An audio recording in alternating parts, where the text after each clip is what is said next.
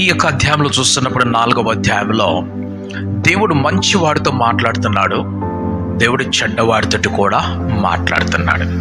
మంచివాడితోటి మాట్లాడేటప్పుడు దేవుడు అతన్ని ప్రశంసిస్తాడు. అతన్ని ప్రశంసించి ఇంకా ముందుకు ఎలాగ వెళ్ళాలో దారి గురించి తెలియపరుస్తాడు.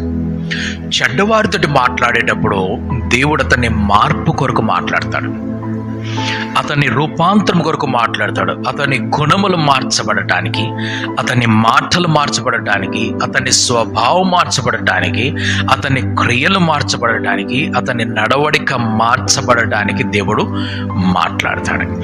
మంచి మార్గంలో ఉన్నవాడికి ఒక్క మాటే చెప్పాల్సి వస్తుంది, తప్పు మార్గంలో వెళ్ళేవాడికి 10 మాటలు చెప్పాల్సి వస్తుంది. మంచి గుణము కలిగిన వాడికి ఎక్కువ చెప్పాల్సిన అవసరం లేదు, జాగ్రత్త అని చెప్తే సరిపోద్ది. చెడ్డ గుణము కలిగిన వాడికి ఒక్కొక్క దానికి